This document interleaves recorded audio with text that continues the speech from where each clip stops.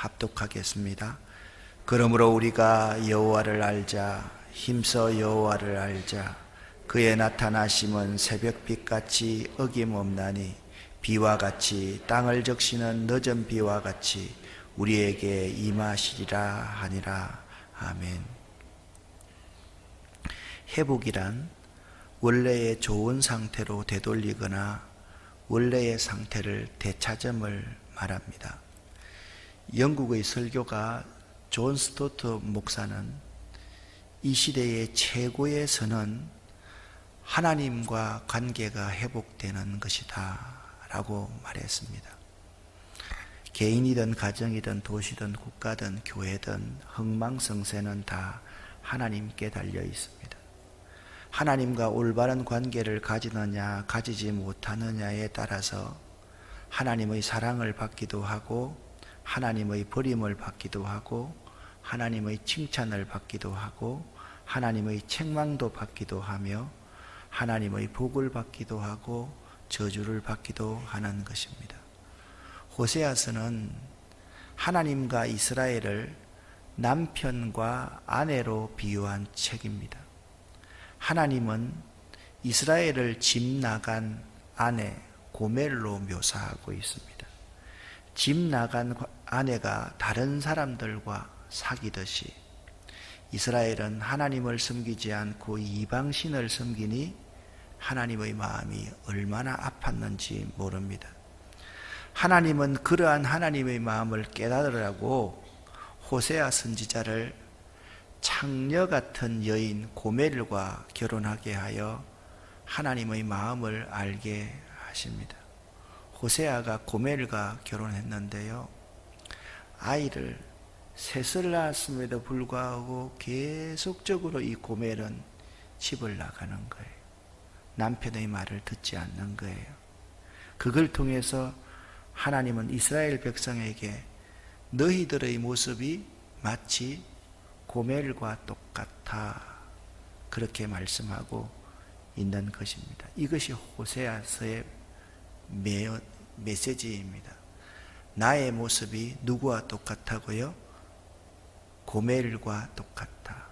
그래서 엉탕한 저 고멜과 같이도 방황하던 나에게 부드러운 주님의 음성이 내 마음을 녹이시네.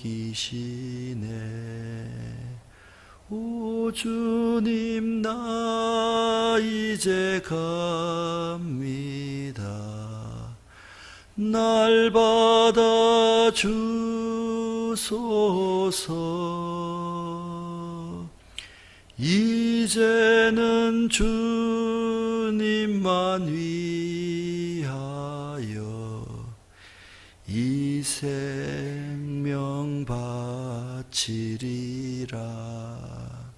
우리가 참 많이 불렀던 찬송입니다. 하나님이 호세아서를 통해서 우리에게 말씀하고자 원하시는 것은 알라, 깨달으라, 그 말씀입니다. 하나님이 싫어하시는 것 4가지가 있습니다. 죄, 불순종, 교만, 우상숭배입니다. 이 4가지는 잊어버려서는 안 되겠죠. 자, 첫 번째 뭐라고요? 죄, 두 번째 불순종, 세 번째 교만, 네 번째 우상숭배. 그러니까 오늘 이 시대에 하나님을 믿는다고 하면서 여전히 세상의 가치를 따라가고 하나님 뜻과는 상관없이 살아가고 하나님을 사랑하기보다는 고멜처럼 세상을 더 사랑하는 우리들에게 경고하시고 간절히 돌아오라라고 말씀하고 있는 것입니다. 3절 말씀을 여러분과 제가 다시 한번 읽어 보겠습니다. 그러므로 우리가 여호와를 알자, 힘써 여호와를 알자. 그의 나타나심은 새벽빛같이 어김없나니 비와 같이 땅을 적시는 늦은 비와 같이 우리에게 임하시리라 하니라. 아멘. 호세아서 4장 6절 말씀 함께 읽습니다. 내 백성이 지식이 없으므로 망하는도다. 내가 지식을 버렸으니 나도 너를 버려 내 제사장이 되지 못하게 할 것이요. 내가 내 하나님의 율법을 잊었으니 나도 내 자녀들을 잊어버리리라. 아멘. 제사장의 세 가지의 의무가 있었습니다. 첫 번째 뭐라고 그랬습니까? 제사하는 것. 두 번째 율법을 가르치는 것. 세 번째 축복하는 것. 목사 할만합니다. 그죠? 이렇게 잘 잊어주시니까 잊어야 될 것은 잊고 잊지 말아야 될 것은 잊지 말아야 됩니다. 제사장의 세 가지 뭐라고요? 제사하는 것, 두 번째 율법을 가르치는 것, 세 번째 축복하는 것. 이 세 가지를 잃어버렸을 때 하나님이 그 제사장을 폐하십니다. 여기 내 백성이 지식이 없으므로 망하는도다.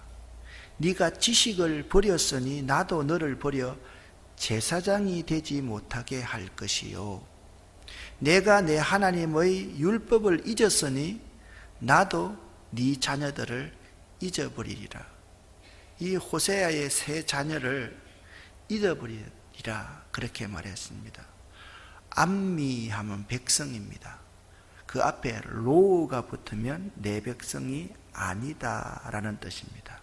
로암미가 호세아의 자녀였습니다. 로루하마, 내가 그 더 이상 긍휼히 여기지 아니하겠다. 이것이 호세아의 자녀들의 이름이다. 그래서 하나님이 원하시는 것이 호세아서를 통해서 네 가지가 있습니다. 자, 같이 한번 읽어보겠습니다. 하나님께서는 무엇보다도 하나님 알기를 원하십니다. 우리를 향하신 하나님 뜻을 알기를 원하십니다. 아멘. 자, 여러분 보십시오. 3절에도 여호와를 알자, 힘써 여호와를 알자 그렇게 말씀하고 있고, 6절에도 하나님 아는 것을 나는 원한다 그렇게 말씀하고 있습니다. 그러니까 하나님이 우리에게 첫 번째 회복하기를 원하시는 것은 다른 게 아니에요. 나를 좀 잘 알았으면 좋겠다라는 말입니다. 여러분 하나님을 잘 아십니까? 제가 제일 첫날 서론할 때 이런 말씀을 드린 적이 있습니다. 예수 그리스도에 대해서 적어도 다른 사람 앞에 1시간 정도는 설명할 수 있습니까? 여러분은 어떻습니까? 예수님이 누구인지, 예수님이 이 세상에서 어떤 일을 하셨는지, 예수님은 예수를 믿으면 우리가 어떻게 되는지, 지금 예수님은 나와 어떤 관계가 있는지, 거기에 대해서 우리가 적어도 1시간 이상은 설명할 수 있어야만 됩니다. 제자 훈련을 하면 제일 먼저 예수 그리스도에 대해서 4주간의 공부를 하게 됩니다. 그 이전에 하나님의 속성을 알게 됩니다. 하나님을 잘 모르고 예수 그리스도를 잘 모르는 것이 우리 가운데 가장 큰 문제가 될 수가 있는 거예요. 우리의 신앙이 어그러져 가고 삐뚤어져 있는 것은 하나님과 예수 그리스도 성령님 이 삼위일체 하나님을 잘 모르기 때문에 그렇습니다. 여기서 안다라는 이 단어가 두 종류로 사용되었습니다. 3절의 알자라는 것은 야다라는 단어인데 to know입니다. 그러니까 관찰과 반성에 의해서 아는 것, 경험에 의해서 아는 것을 말을 합니다. 6절의 아는 것은 야다에서 유래된 말로서 다스라는 말인데 knowledge라는 말입니다. 단순히 지식, 아는 것을 말을 합니다. 그러니까 3절과 6절의 이 안다라는 의미를 종합해 보면 하나님의 뜻이 분명하게 나타납니다. 먼저 하나님을 지식적으로 알아야만 됩니다. 지식적으로 알 수 있는 방법은 무엇입니까? 하나님의 말씀을 통해서 아는 것, 성경을 읽음으로 통해서 아는 것, 설교를 듣는 것을 통해서 지식적으로 하나님을 알 수가 있습니다. 다음으로 경험과 깊은 묵상을 통해서 체험적으로 아는 것이 있습니다. 그것이 체험적인 암, 감성적인 알미라고 말을 합니다. 즉 오랜 생활 속에서 경험으로 체득하여 서로 아는 것을 이야기합니다. 여기 결혼하고 사랑을 하신 분들이 있을 겁니다. 처음에는 서로 많이 사랑하는 것 같습니다. 그 다음에 더 깊이 사랑합니다. 이 중간에 뭐가 있습니까? 여러분 사랑을 한 번도 안 해보신 것 같아요. 중간에 싸우고 갈등하는 것이 없습니까? 여기 한 번도 안 싸워본 사람? 다 싸워봤군요.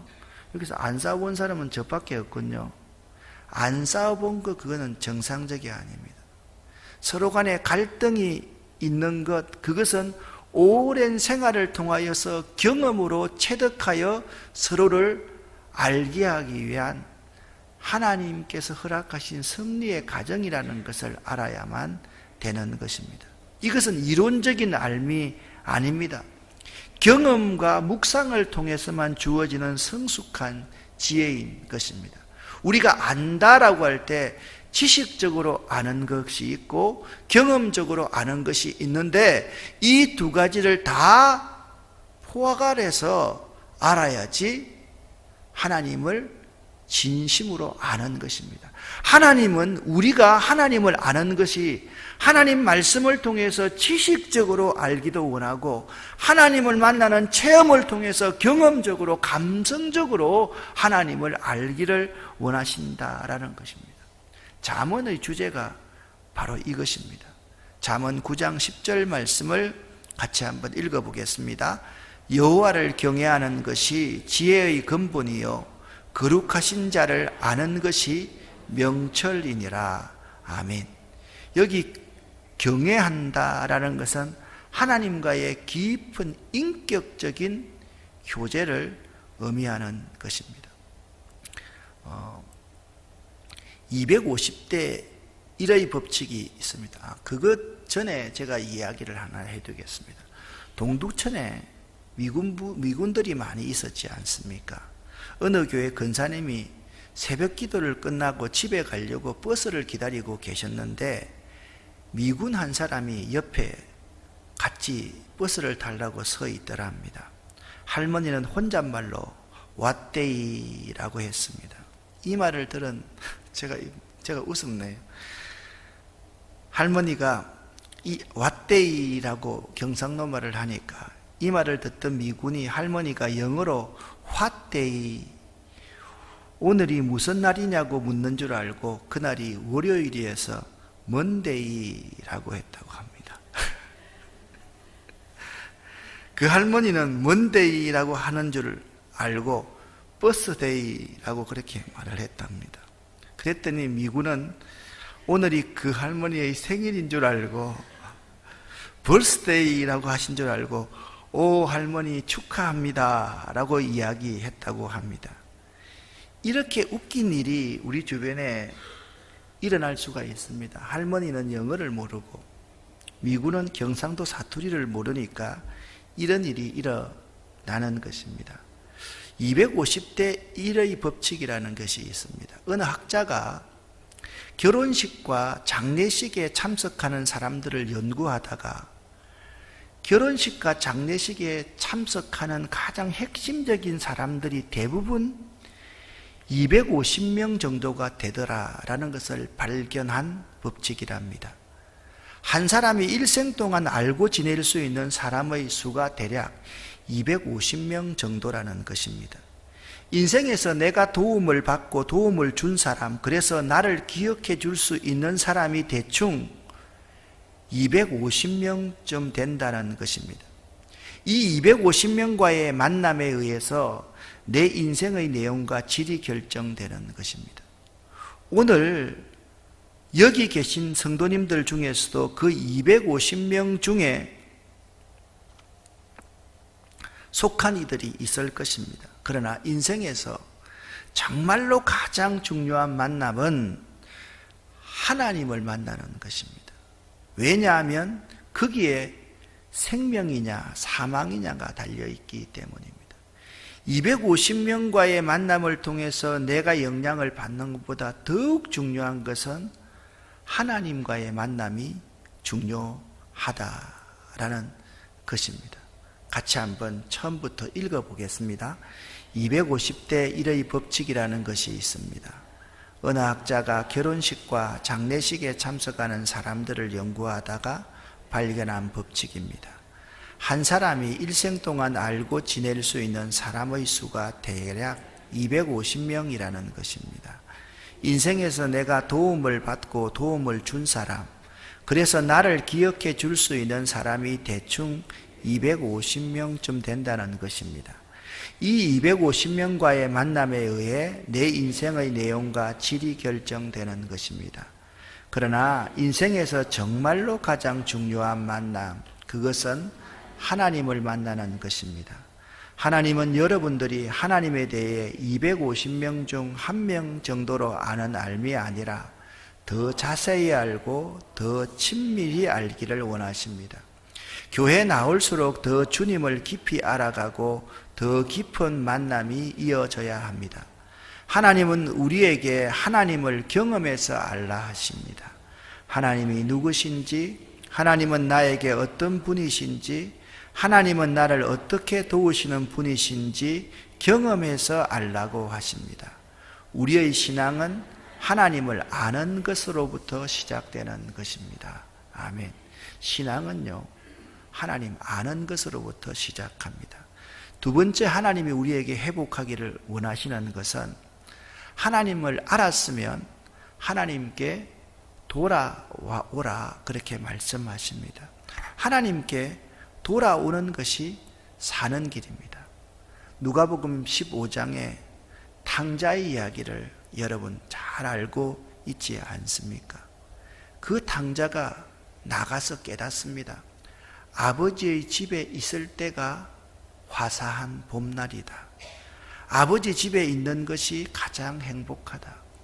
여러분, 누군가의 통제를 받을 때 가장 행복한 시간입니다.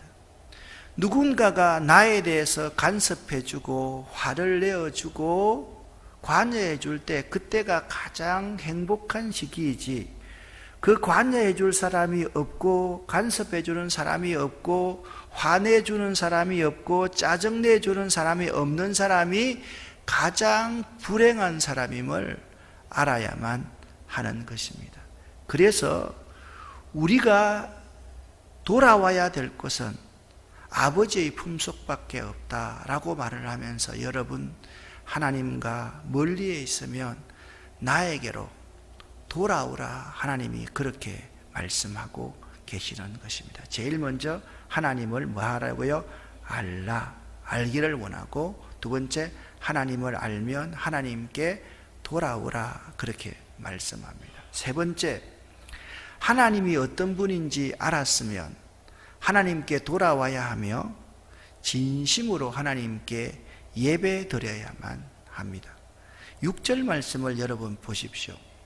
이 말씀을 보면 하나님은 제사를 원치 아니하고 번제를 원치 아니한다라고 생각할 수 있을 것 같은데, 사실 이 말씀은 그런 뜻이 아니라는 사실을 알아야만 됩니다. 이 말씀을 잘못 이해하면 하나님은 제사와 번제를 원치 아니하시는구나 라고 오해할 수 있습니다. 이 말씀의 뜻은 이렇습니다. 하나님은 하나님 앞에 마음이 없는 예배, 사랑이 없는 제물을 원치 아니하신다라는 말씀입니다. 그러니까 하나님이 원하는 것이 제사를 원하고 번제를 원하시는데, 그 제사와 번제 속에 하나님이 정말 바라시는 것을 담고 제사를 드리기를 원하고 번제를 드리기를 원하신다라는 의미인 것입니다. 사랑하는 여러분, 같이 한번 읽어볼까요? 교회는 열심히 나오는데 형식적으로 나오고 의무감으로 드리는 예배, 이런 예배를 하나님은 싫어하십니다. 하나님이 진정 하나님이실진데 어찌 우리가 진정으로 예배 드리는지 의무감으로 마지못해 나와 예배하는지 모르시겠습니까? 하나님은 마음을 다하여 힘을 다하여 하나님을 뜨겁게 사랑함으로 예배 드리는 자를 찾으십니다. 아멘. 자, 그러면 이제 오늘 네 번째 마지막의 결론 부분을 한번 생각해 보십시다. 우리가 하나님을 알고 하나님께 돌아오고 하나님께 예배하는 사람들이라고 하면 마지막으로 하나님 말씀에 순종할 수 있어야만 됩니다. 7절 말씀 같이 한번 읽어보겠습니다. 호세아 6장 7절 마지막 절 말씀입니다. 그들은 아담처럼 언약을 어기고 거기에서 나를 반역하였느니라. 아멘. 신명기서의 말씀을 보면요, 이런 말씀을 기록하고 있는데 참 무서운 말씀입니다. 30장 19절 20절 말씀 함께 읽습니다. 내가 오늘 하늘과 땅을 불러 너희에게 증거를 삼노라. 내가 생명과 사망과 복과 저주를 내 앞에 두었은즉 너와 내 자손이 살기 위하여 생명을 택하고 내 하나님 여호와를 사랑하고 그의 말씀을 청종하며 또 그를 의지하라. 그는 내 생명이시요 내 장수이시니 여호와께서 내 조상 아브라함과 이삭과 야곱에게 주리라고 맹세하신 땅에 내가 거주하리라. 아멘. 생명과 사망과 복과 저주가 하나님의 말씀에 달려 있습니다.